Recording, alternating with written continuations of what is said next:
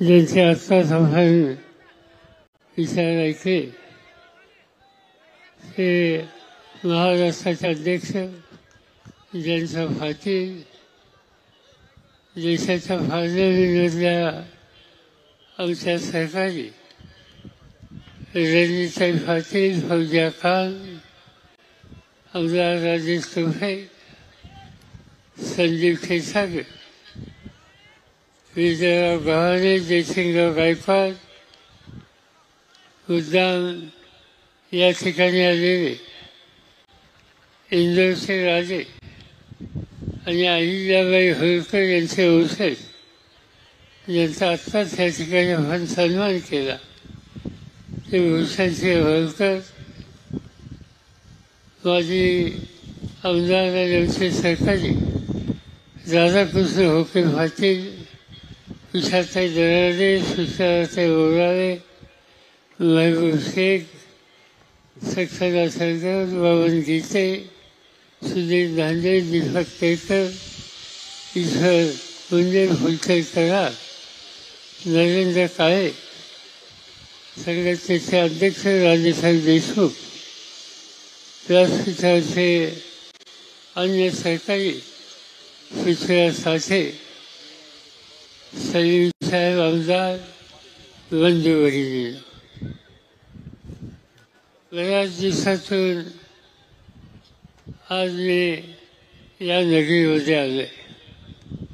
याच्या आधी अनेकदा आलो, पण आज जी काही मी सभा पाहतोय आणि त्या सभेचं एकंदर उत्साहाचं वातावरण बघतोय, त्याच्यातून एक गोष्ट स्पष्ट होते की उद्याच्या होणाऱ्या निवडणुकीमध्ये तुम्हा सगळ्यांची मानसिकता काय आणि तुम्हा सगळ्यांचा निकाल काय.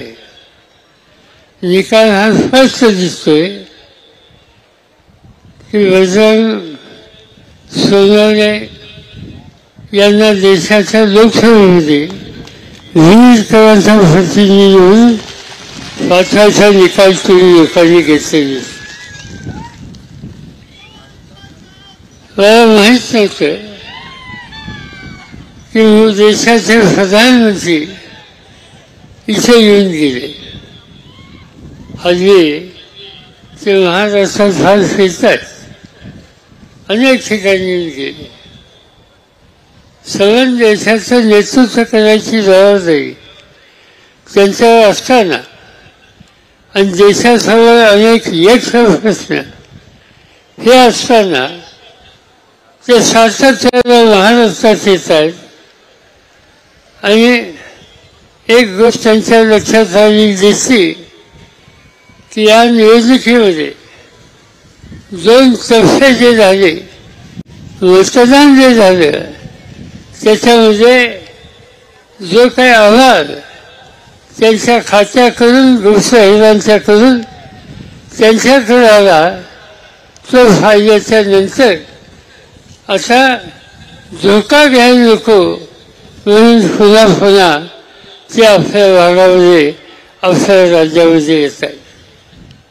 येऊन सांगतात काय, प्रधानमंत्री येत असेल तर माझी तक्रार नाही, पण त्यांनी सांगावं की 10 वर्ष देशाची सत्ता त्यांच्या हातात होती.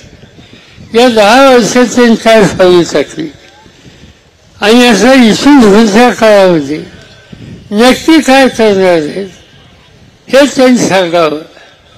पण त्याच्या सगळ्या सभेमध्ये 2 ते 3 मिनिटं विकासाच्या संबंधी बोलतात, 10 मिनिटं आम्हा लोकांच्या टीका करण्याच्यासाठी बोलतात, आणखी 5-7 मिनिटं अन्य काहीतरी गोष्टीच्या संबंधी सांगतात.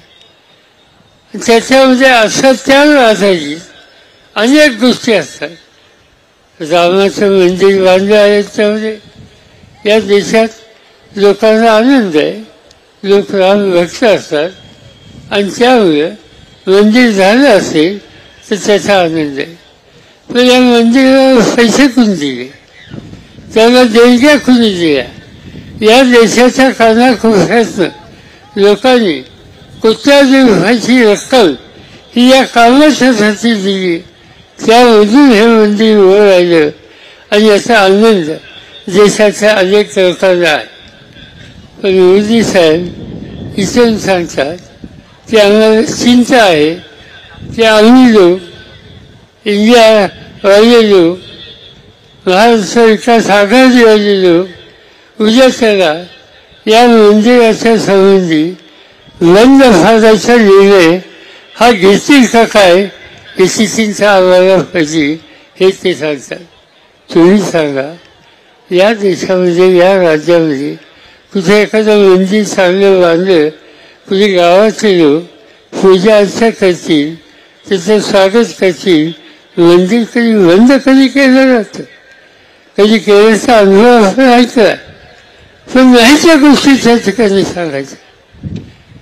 मिळालेली सत्ता ही लोकांच्यासाठी वापरायची असते.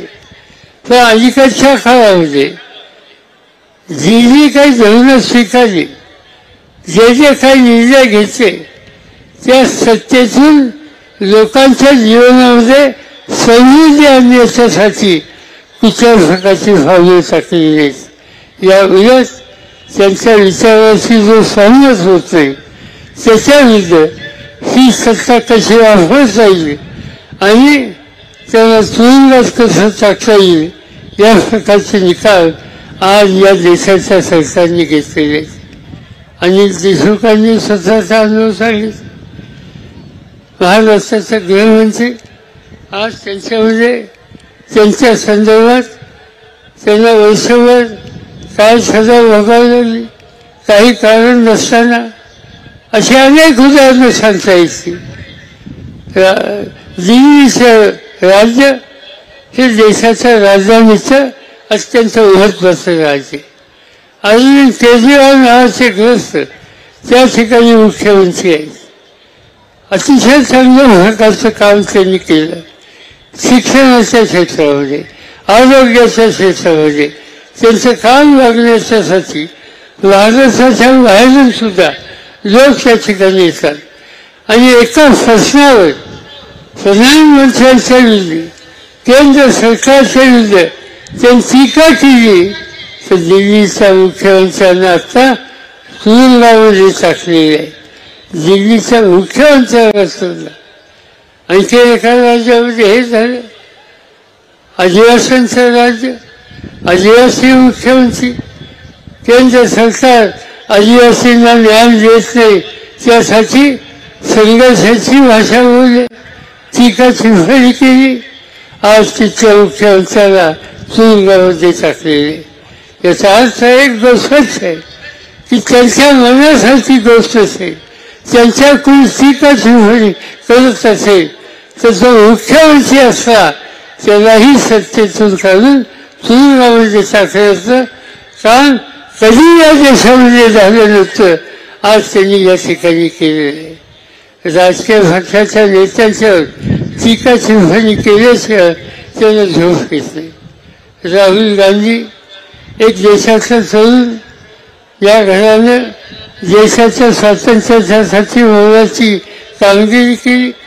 त्यांनी काश्मीरपासून कन्याकुमारीपर्यंत देशाची पदयात्रा काढली, लोकांना भेटले, त्यांचं दुःख समजून घेतलं आणि असं काम करून लोकांचं दुखणं जाणून घेऊन त्यासाठी मार्ग काढण्यासाठी झालेला हा तरुण नेता याच्यासंबंधी शहाजादे म्हणून उल्लेख कर. मला सांगायला पाहिजे, राहुल गांधी त्याच्या कुटुंबाची जी काही सेवा आहे देशाची, जो त्याग आहे तो आम्ही कधी विसरू शकत नाही. त्यांच्या वडिलांनी देशाच्यासाठी काम केलं, त्यांची हत्या झाली. त्यांच्या आजीनी इंदिरा गांधींनी देशासाठी काम केलं, गरिबी घालवण्यासाठी कष्ट केले, त्यांची हत्या झाली. जवाहरलाल नेहरू यांनी स्वातंत्र्याच्या आंदोलनामध्ये 13 वर्ष तुरुंगामध्ये घालवले आणि स्वातंत्र्य मिळाल्यानंतर हा देश लोकशाहीच्या मार्गाने चालवायचा एक नवीन रस्ता सर्व देशवासियांना दिला. एवढं मोठं काम ज्या नेतृत्वानं, ज्या कुटुंबानं या देशासाठी केलं, आज त्यांच्या संदर्भी अशा प्रकारची टीकाची होती. प्रधानमंत्र्यांनी करणं हे सोबत नाही, पण आज त्यांची खात्री झालेली आहे की ह्या देशामध्ये त्यांनी काही सांगितलं तर देशातली जनता सत्ता त्यांच्या हातामध्ये देणार नाही. आणि त्यासाठीच इतरांचं टीका टिप्पणी करत अन्य ठिकाणी त्यांचं लक्ष एवढं एक कार्यक्रम घेऊन आज ते या ठिकाणी येतात, इथे येऊन गेले. त्यातून हा प्रश्न सुटणार नाही हे तुम्हाला माहिती आहे.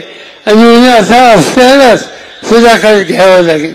आम्ही देशाच्या सगळ्या विरोधी पक्षाच्या लोकांना एकत्र करतो, त्यांच्या सामूहिक शक्तीच्या जवळ लोकांच्या सोबत पर्याय देतो.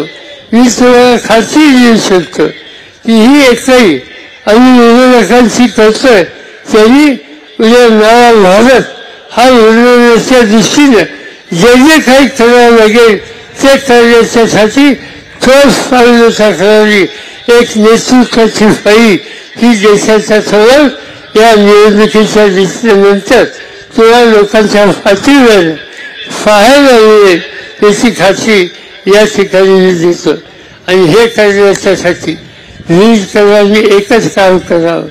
त्यांनी आम्हाला वजनदारांचा एक उत्तम सेवा व्हावी आणि कष्टकऱ्यांच्याबद्दल आस्था असलेला खासदार मोठ्या वचाने निवडून द्यावा हीच विनंती मला या ठिकाणी करायची.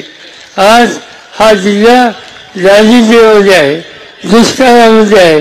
हे सगळे प्रश्न पण ते प्रश्न सोडायचे असतील तर जो काम करतो, जो उत्तम काम करतो त्याला निवडून देणं हे गरजेचं आहे. ज्यांनी 9 लाख टन ऊस या ठिकाणी गाळला आणि 2700 रुपये जिल्ह्यात सगळ्यात जास्त भाव ज्यांनी दिला अशा माणसाला तुम्ही मोठ्या वचाने विजय कराल. त्याची खून ही असं सगळं माहिती आहे. सुसाजी वाजवणारा माणूस त्याच्या पुढचं वचन द्यावा आणि एक नवीन इतिहास या ठिकाणी निर्माण करा एवढीच विनंती करतो आणि आपल्या सगळ्यांची रजा घेतो. जय हिंद, जय महाराष्ट्र.